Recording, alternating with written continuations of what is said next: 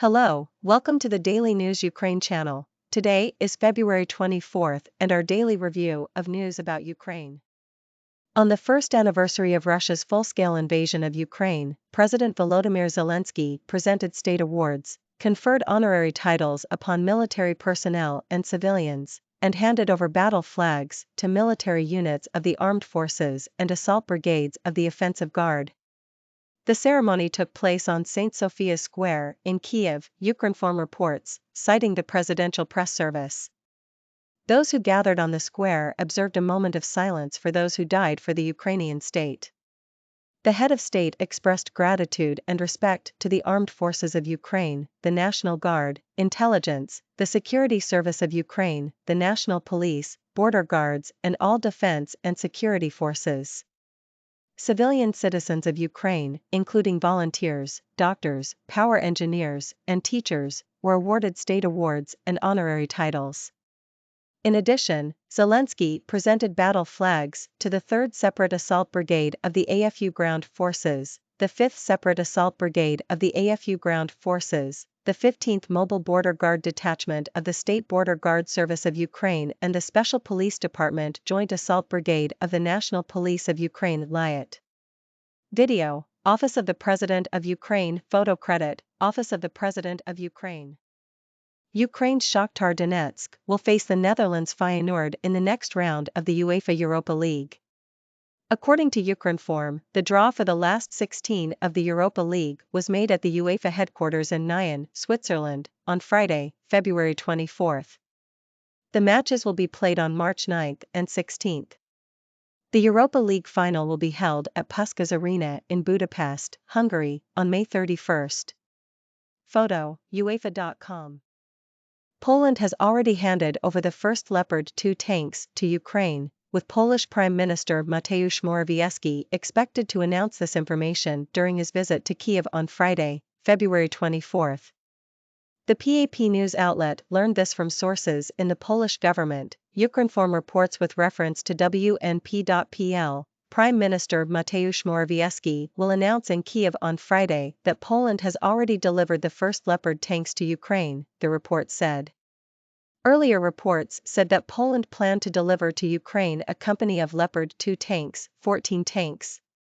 Some 105 Ukrainian soldiers are undergoing training in the use of Leopard 2 tanks at the Świętoszów training area in southwest Poland. It is about 21 tank crews and tank maintenance personnel. Photo, DPA. The U.S. government announced a new $2 billion security assistance package for Ukraine under the Ukraine Security Assistance Initiative, USAI, on Friday, February 24th. The U.S. Department of Defense said this in a press release, Ukrinform reports. Today, the Department of Defense, DoD, is announcing a new security assistance package to reaffirm the steadfast support of the United States for Ukraine's brave defenders and strengthen Ukraine's air defenses.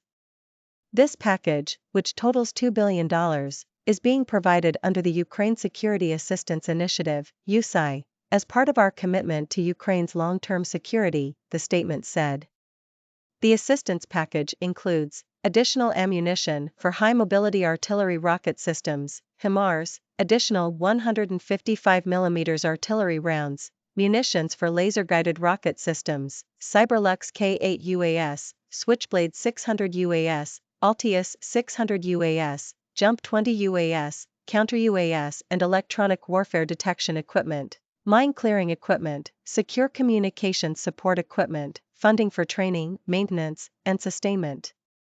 Read also, NATO reaffirms solidarity with Ukraine on first anniversary of Russian invasion. The United States will continue to work with its allies and partners to provide Ukraine with capabilities to meet its immediate battlefield needs and longer-term security assistance requirements for as long as it takes, the statement said. The absolute majority of Ukrainian IDPs and refugees want to return to Ukraine one day.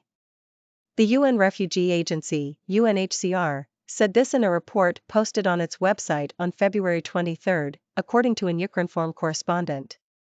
The vast majority of refugees and internally displaced Ukrainians, some 77% and 79% respectively, want to return home one day. However, Only 12% of both refugees and IDPs plan to do so in the next 3 months, the report said.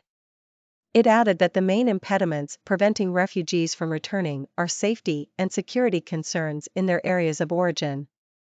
Other concerns cited are about access to and availability of basic services including electricity, water and healthcare, work opportunities and adequate housing, all of which have been hugely impacted by the war, the UN said.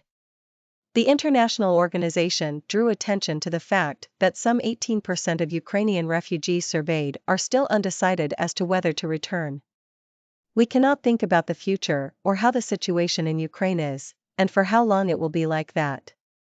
We can only think about the present, said a refugee participant.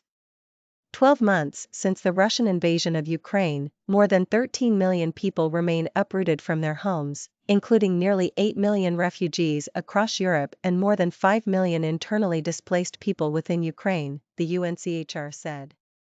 On the first anniversary of Russia's unprovoked and brutal aggression against Ukraine, the President of the European Commission, Ursula von der Leyen, addressed the people of Ukraine with words of support and solidarity. The EC president posted her address on Twitter, Ukrinform reports. 1 year of brutal Russian aggression. 1 year of heroic Ukrainian resistance.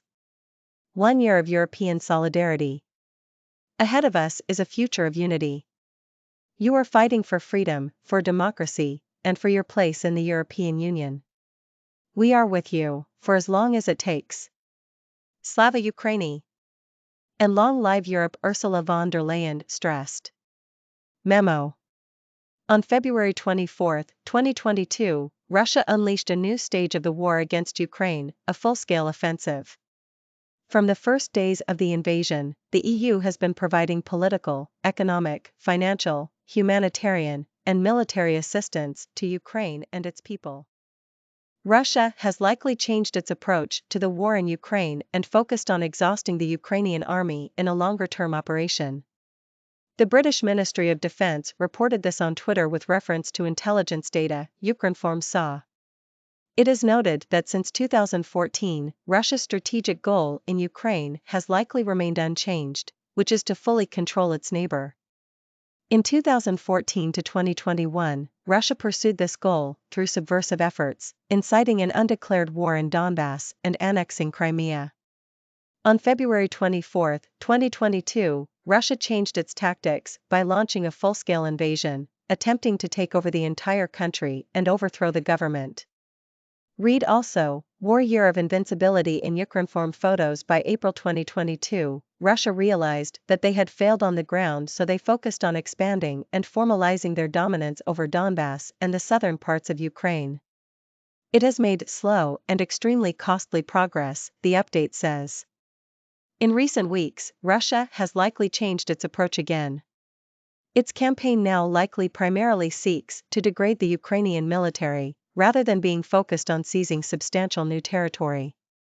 The Russian leadership is likely pursuing a long-term operation where they bank that Russia's advantages in population and resources will eventually exhaust Ukraine, intelligence said. As reported, a previous British intelligence update suggested that Russia was likely preparing an offensive in the Volodar area of Donetsk region, but was unlikely to make a breakthrough due to a lack of a solid strike force. The bravery and determination of Ukrainians in defending their land from Russian aggression inspired and united the world in support of the fight for Ukraine's freedom. This was stated by the U.S. ambassador to Ukraine Bridget Brink, who posted on social media a video address on the anniversary of Russian invasion, Ukrinform reports. Brink noted that a year ago on this day, Russia decided to try to alter the borders of Europe by force, and throughout this year, they have tried in every possible way to break the will and spirit of the Ukrainian people. Read also, Biden does not believe Russia poised to use nukes after departing from START. Ukraine did not break. Your bravery and determination have inspired the world and united us behind your fight for freedom. Over the course of the last year, you have liberated over 70,000 square kilometers of Ukrainian land, freeing Ukrainian villages, towns, and cities from the torture, death, and destruction that Russia's forces brought with them and left in their way. Russia failed to anticipate your resilience and our resolve to help you prevail. I am so proud of our support for your existential fight for survival and our collective fight on the front lines of freedom, the U.S. ambassador said.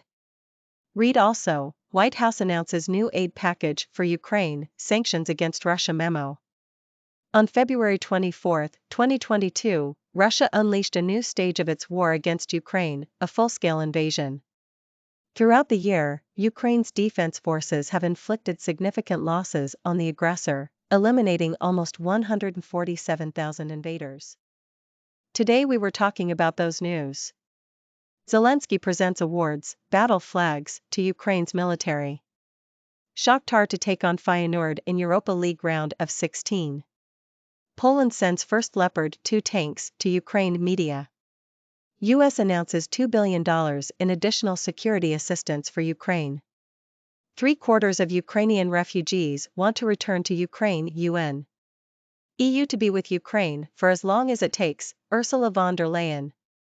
Russia once again changes approach to war after more battlefield failures, British intel. Ukraine didn't break U.S. ambassador on anniversary of Russian invasion.